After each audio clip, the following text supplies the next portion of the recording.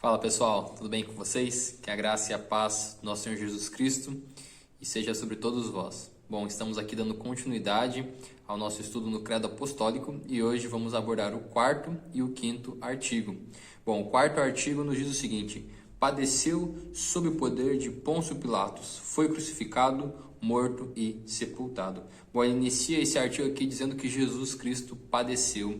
E aqui o que seria então padecer? É muito mais do que somente uma morte. Cristo aqui na cruz, ele sofre toda a ira do nosso Deus.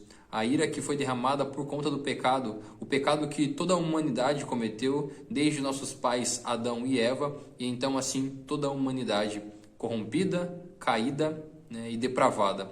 Assim então, somente através de um sangue puro, perfeito, é que a humanidade encontraria salvação, e foi somente através da morte de Cristo. Por isso que ele padece. Ali na cruz, então, ao padecer, ele sofre toda a ira de Deus, assim como está escrito em Isaías, capítulo de número 53, versículo de número 4. Certamente ele tomou sobre si as nossas enfermidades e as nossas dores levou sobre si. E nós o reputávamos por aflito, ferido de Deus e oprimido. E no versículo de número 10 diz o seguinte: todavia ao Senhor agradou moê-lo, fazendo-o enfermar. Quando der ele a sua alma como oferta pelo pecado, verá a sua posteridade e prolongará os seus dias, e a vontade do Senhor prosperará nas suas mãos. Bom, assim, nós vemos que o Senhor Deus, então, no seu plano redentivo, já tinha com que a morte de Cristo fosse efetuada. E a sua morte, então, foi em nosso favor, por conta da ira de Deus, por conta que era necessário que um sangue puro fosse derramado, e somente assim o Filho do próprio Deus, que já estava entre nós, pudesse derramar este sangue. Por isso então que Cristo padece.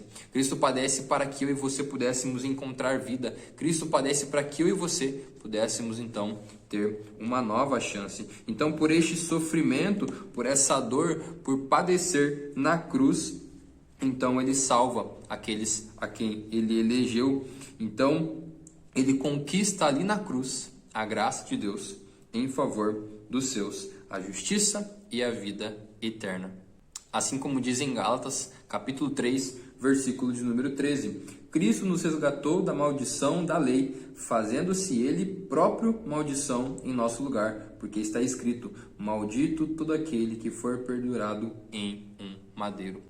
Bom, aqui a continuação, ele diz que foi sob o poder de Pôncio Pilatos. E quando nós vamos para os evangelhos, nós vemos o relato de Pôncio Pilatos ali, como aquele que tinha a decisão em suas mãos de crucificar a Cristo ou então de soltar a Barrabás. E então você pode se perguntar, mas já que o plano redentivo de Deus tinha com que Cristo morresse, por que Pilatos é responsável? Bom, Pilatos ali era autoridade naquele momento. Ele tinha, sim, o poder de crucificar a Cristo e soltar a Barrabás, ou de deixar Barrabás preso e não crucificar a Cristo. A questão mesmo é que, por mais que Cristo fosse inocente, e nós vemos isso também na questão redentiva, Cristo é inocente, ele morre em nosso lugar, assim também ele, na questão política ali daquele momento, ele também é injustiçado. Cristo não tinha feito nada de errado. Porém, Pilatos resolve matá-lo. Pilatos resolve dar à vontade do povo, então, uma satisfação. E então Cristo é morto sob o poder de Pilatos. Pilatos, sim, é responsável pela morte de Jesus. A sua responsabilidade não é tirada, embora tudo isso já estivesse decretado pelo nosso Deus. Mas era Pilatos ali que tinha essa responsabilidade, o domínio ali como juiz naquele momento. Bom, ele continua, então, o final do artigo dizendo que ele foi crucificado, morto e sepultado. E é interessante que não fala aqui sobre a vida de Jesus no credo. E aí você pode se perguntar, a vida de Jesus Cristo não foi importante? Por que não é descrita, só fala que ele foi crucificado, morto e sepultado? A questão aqui é a essência da reconciliação, da redenção, do resgate do Senhor Jesus Cristo. Assim como já foi falado do seu nascimento, através de Maria, aqui também enfatiza a questão da sua morte, porque aquilo que Jesus viveu não deixa de ser importante, é importante sim, como toda a sua vida, mas a questão é que se Jesus fizesse alguns milagres a mais ou alguns milagres a menos, isso não estaria constando na questão da nossa salvação. Cristo, em todo momento, nos evangelhos, está falando: eu estou indo para a cruz, eu estou indo para a cruz, eu estou indo para a cruz. Por quê? Cristo veio, nasceu e viveu para morrer por nossos pecados. Esta era a função dele, esse foi aqui a aliança que ele traçou com o Deus Pai: vir a este mundo e morrer em nosso lugar na cruz. Então, por isso que o credo, ele destaca a questão da crucificação, da sua morte e então do seu sepultamento. E por que ele fala da questão do sepultamento? Porque o sepultar significa que ele tinha morrido mesmo. Aquele que morria era sepultado. Com Cristo não foi diferente, ele morreu e então ele foi sepultado. E também aqui é destacado que Cristo foi morto em uma cruz. E por que a cruz? Bom, quando nós olhamos para a questão histórica e da questão cultural, ali onde Jesus foi morto, a cruz era um símbolo de vergonha. A cruz era um símbolo de humilhação. Ali era exposto para todas as pessoas os seus crimes, e então você era morto, você era ali machucado, você sofria na frente de muitas pessoas. E então, assim como Cristo estava naquele madeiro, ao lado de duas pessoas que realmente eram muito más, ele também se fez pecado ali, ele também foi levado injustamente, e as pessoas que olhavam também olhavam o condenando, e então ele morre numa cruz. Uma cruz que era um símbolo onde o Filho de Deus não deveria estar. E ainda assim, ele estava ali para morrer no nosso lugar. Por isso que Cristo morre também em uma cruz. Bom, e aí quando nós vamos agora para o quinto artigo, né, ou o segundo artigo que nós estamos trabalhando hoje, ele fala o seguinte: desceu ao Hades, ressurgiu dos mortos ao terceiro dia. Nós temos aqui, então, nesse artigo, acredito eu, que uma das questões mais polêmicas do nosso credo, que é a questão do Hades. Porque o Hades aqui, a palavra Hades, né, na sua terminologia, ela tem uma variedade de significados. E algumas pessoas tomam, então, um dos significados e tem uma interpretação diferente do que a linha reformada segue. Porque a palavra Hades, ela também significa inferno. E algumas pessoas, então, pegam esse termo, essa definição, e entendem que Cristo, quando morre, ele desce ao inferno, ele fica ali então 3 dias.